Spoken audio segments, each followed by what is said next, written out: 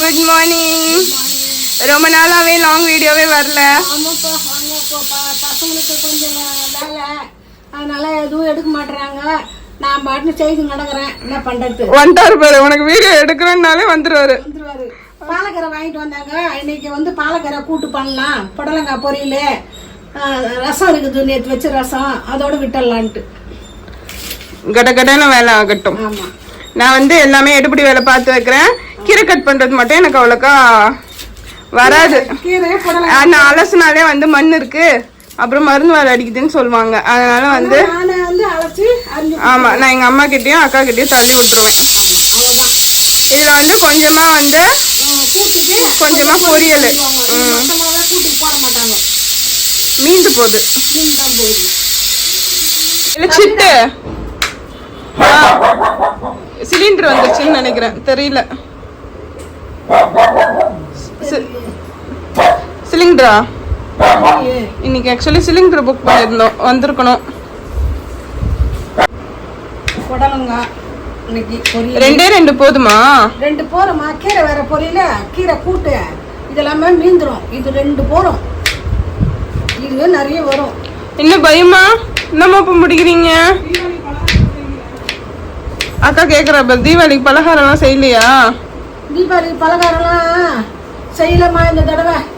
ஏன்னு கேளு, உடம்பு வந்து ஒத்து உழைக்கல, வேலை, வெளியில ஓடிறாங்க, எடுக்கிறதுக்கு ஆள் கிடையாது, அதனால எடுக்கல. வீடியோ மட்டும் இல்ல, பலகாரம் செய்யறதுக்கும் டைம் இல்ல. பாடி கண்டிஷன் வந்து சந்தர்ப்ப சூழ்நிலை சரியில்லைப்பா. அதனால அன்னைக்கு மட்டும் அப்படியே சாமி கும்பிட்டுப்போம். ஒரு கற்கண்டு வச்சா கூட போதும், எங்க அம்மா எப்பயுமே சொல்லுவாங்க. நோம்பு இன்னைக்கு தான் கும்பிடலான் இருக்கிறேன். அதுவும் ஆத்தா நல்லபடியா ஒரு குறை இல்லாம வச்சிருக்கணும். அதுதான் கட் பண்ணி முடிச்சாச்சு. புடலங்காய் கட் பண்ணிட்டேன். நான் போய் சாமி கும்பிட போறேன். என் பொண்ணு, சின்ன பொண்ணு சமையல் பண்ணிடுவா, அதுங்காட்டியும். ஓகே, சாமி கும்பிட்டு வந்து சாப்பிட போய் சமைக்கிறேன், நீ சாமி கும்பிடு. என்னம்மா சமையல்? இன்னைக்கு வத்த குழம்பு, கார குழம்பு வைக்கிறேன். வத்த குழம்பு? என்ன வத்த குழம்பு? மந்தக்காளி விதை. ஓகே, கொஞ்சமா எண்ணெய் ஊத்திக்கிறியா? கொஞ்சமா. நான் எண்ணெய் இல்லை தான் வறுப்பேன். பசங்க தான் வந்து எண்ணெய் ஊற்றி வரந்துங்க. சரி, அவங்க பிரகாரம் நம்ம வருவோம். நம்ம வந்து இப்போ பெரிய பசங்களா ஆனாங்க, அவங்க சொல்றது தான் இப்போ நம்ம கேட்கணும். அது முன்ன காலம் வேற, இப்போ வேற காலம். ஐயோ, அப்பெல்லாம் வந்து அம்மா சொல்றது தான் கேட்பாங்க பசங்க. இப்போ பெரிய பசங்க ஆகிட்டாங்க. இப்போ வந்து நான் வந்து குழந்தை, அவங்க அம்மா. அது மாதிரி கேட்டாதான் காலம் அதுக்கேற்ற மாதிரி போகும், ஸ்மூத்தா குடும்பம். இல்லைன்னா இல்லை, எனக்கு சண்டை வரும். எதுக்கு? என்ன சின்ன பொண்ணா நீ, நான் பெரிய பொண்ணா நீ, எனக்கு கற்றுக் கொடுக்குறியா அப்படிலாம் சொன்னாங்கன்னா அது பெரிய சண்டை ஆகிடும். அதை நம்ம விட்டு கொடுத்துட்டு அதுங்களா கூட போனோம், அதுங்களுக்கு ஒரு சந்தோஷம். அடடே, எங்க அம்மா தத்துவெல்லாம் பேசுது. ஆமாண்ணா, அதான்டா காலம், அதான் உண்மை.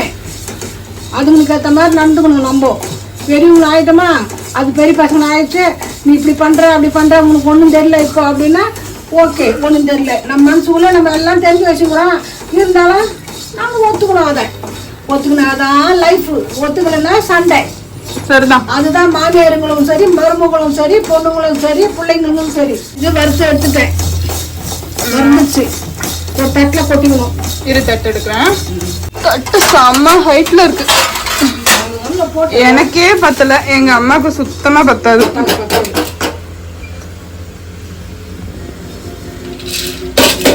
வறுத்து தட்டில் கொட்டிக்கினேன்.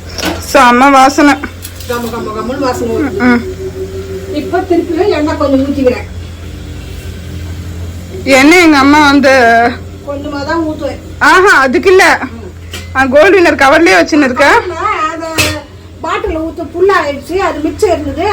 அந்த கவரை ஊற்றிட்டா அது தூக்கி போட்டுடலாம். எதுக்கு அதை வச்சுன்னு உட்காந்துருக்கணும்? அதனால கவரில் கத்தே ஊற்றிக்கிறேன். என்ன இவ்வளோ கம்மியா இருக்கு? பத்தவே பத்தாது. வரும் வரும் வரும்.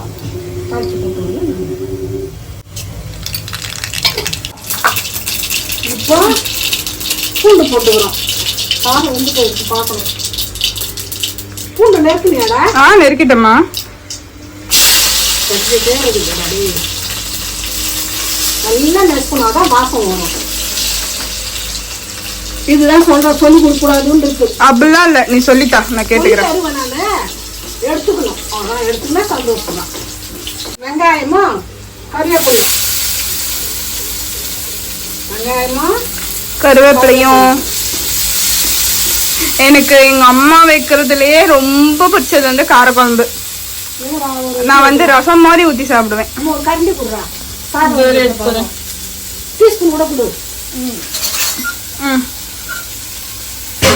ஆமா, போட்டு எடுத்துக்கொண்டேன்.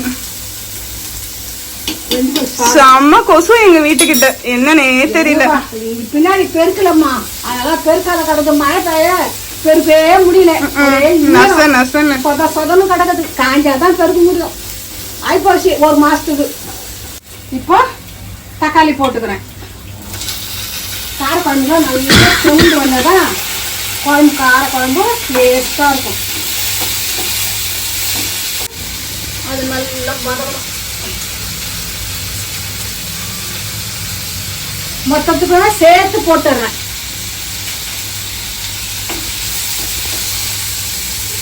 இதுக்கு தொட்டுக்க அப்பளம் பண்ணி சாப்பிடலாம், அவரைக்காய் பண்ணிக்கலாம். அப்பளம் இல்ல, வாங்கிட்டு வரணும். அப்பளம் தான் காரக்குழம்புக்கு அப்பளம் நல்லா இருக்கும். இல்லைன்னா முட்டை நல்லா இருக்கும். முட்டை நல்லா இருக்கும். சாப்பிட மாட்டேன். ஆமா ஆமா, அதனால நோ முட்டை. அவரைக்காய் வந்து ஒத்து வராது, எதுவுமே ஒத்து வராது காரக்குழம்புக்கு எனக்கு தெரிஞ்சு, அப்பளத்தை தவிர. ஆமா. இப்போ வந்து மணத்தக்காளி கறிக்கு வச்சுன்னா அதை இதெல்லாம் கொட்டிட்டு போறேன். இதுல கலந்துடணும். இன்னைக்குமே வந்து நான் சொல்றது, என் சின்ன பொண்ணு மேல வாக்கா எடுக்கவே மாட்டா. அவங்க அக்கா அவன் போய் கேட்டுக்கிட்டு வந்துதான் செய்வா. அதனால கேட்கட்டும், நான் கேட்டுக்கிட்டு முடிஞ்சுவேன். நான் எதுவுமே சொல்லிக்க மாட்டேன். ஏன்னா நாங்கள் பேச எடுக்கல, அது அக்காவே கேட்டு கேட்டு பழகிடுச்சு. அதனால அவங்க அக்கா போச்சு. மிளகாத்தூள் போடுறேன், தேவையான மிளகாத்தூள். மிளகாத்தூள் அரைக்கிறது கூட வெயில் காய மாட்டேங்குது. ஆமா, இந்த மைய வெயில்ன்றதே பெரிய விஷயமாகுது. தண்ணி கொடுங்க, கொஞ்சம் தண்ணி ஊற்றணும். கொஞ்சம் தண்ணீர் எடுத்துட்டேன். இது எடுத்துக்கிட்டீங்கன்னா சாதம் வடிக்க கஷ்டமா. கழுவிடுவேன் போட்டேன், எடுத்துறேன். வேணாண்டா அதை தம்மா தம்மா இதுலயே கழுவிட்டு நைட் பண்ணிக்கிறேன். காக்கா வேற அவன் தான் வந்துட்டு வந்துட்டு ஓடுது சாப்பிட்றதுக்கு. எங்க ஓடிச்சு அலக்கணும்.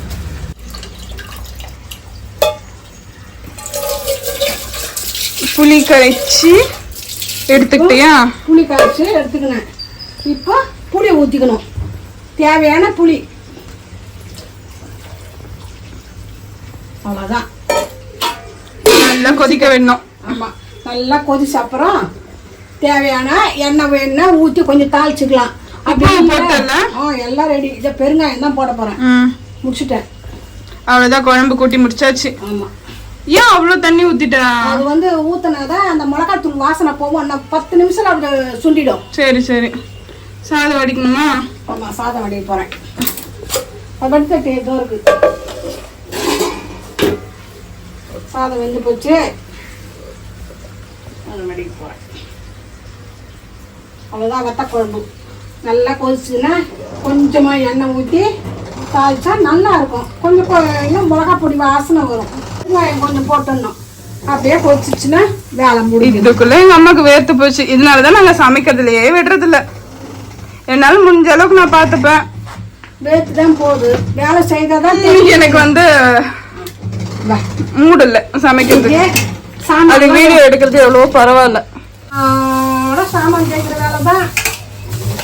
சாமான் தேய்க்கிறது, தண்ணி கொதி வைக்கிறது, துணி துவைக்கிறது, வாஷிங் மிஷின் போட்டாச்சு. அதெல்லாம் எடுத்து காய போட்டு வெள்ளிக்கிழமை நிறைய வேலை. தீபாவளி வேற வருது. ஒரு பலகாரம் கூட செய்யலாம் இந்த தடவை. ஏன்னா சந்தர்ப்ப சூழ்நிலை என்னால் செய்ய முடியல. கடவுள்தான் நல்லபடியாக வச்சுட்டு நல்லபடியாக வச்சுக்கலாம். காசு இருக்கும். நோம்பு எடுத்துட்டுனா போதும். ஆத்தாளுக்கு குழம்பு செம்ம ஸ்மெல் வருதுமா. வாசம் நல்லா கொச்சு போச்சு. நான் இப்போ வந்து கொஞ்சோண்டு எண்ணெய் ஊற்றி தாளிச்சுப்பேன். என் பசங்களுக்கு வந்து மேல் தாளிச்சாதான் பிடிக்கும். அப்படியே கொஞ்சம் குட்டியாக்குனா பிடிக்காது.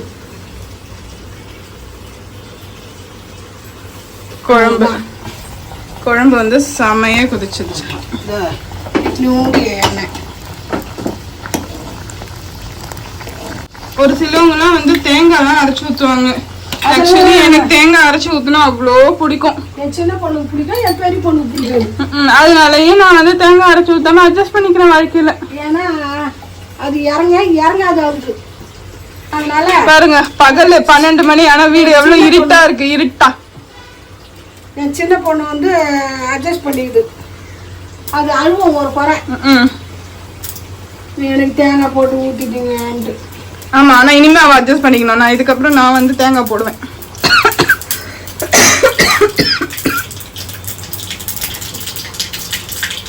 எப்பவுமே வெங்காயம் போட சொல்ல சிறுவை அடைக்கணும். அதே ஃபுல்லாக இருந்ததுன்னா கை மேலே சொயின்னு வந்து அடிக்கணும். இந்த மாதிரி அடைக்கிட்டு அப்புறம் திருப்பி புல்ல வச்சுக்கணும். இந்த குழம்பு ஆஃப் பண்ணிடுவேன். மந்தக்காளி வத்த குழம்பு, அந்த காலத்தில் மந்தக்காளி வத்த குழம்பு, அப்புறம் வந்து என்னென்னமோ வத்த குழம்பு நீ ஊத்து, டைம் ஆகுது. செய்வாங்க, இது ஞாபகம் இல்லை எனக்கு நிறைய. அப்புறம் வெந்தய குழம்பு வைப்போம். வெந்தயம் வந்து முழுசாகவும் போடுவாங்க, வறுத்துட்டு பொடி பண்ணி குழம்பு இறக்க சொல்ல போடணும். அருமையாக இருக்கும். இப்போ இதில் ஊற்றிடுறேன். அவ்வளோதான், குழம்பு ரெடி. இப்போ பார்க்கறதுக்கு எப்படி இருக்கு? சூப்பரா இருக்கு, செமையா இருக்கு. இதுல ஒரு கரண்டில மொத்த சோறும் சாப்பிடலாம். கண்டிப்பா. ஒரு இவ்வளவு சாதம் போட்டா கூட ஒரே ஒரு கரண்டி குழம்புக்கு சாப்பிடலாம். அந்த அளவுக்கு வந்து டேஸ்ட் காரம் இருக்கும் மொத்தம்.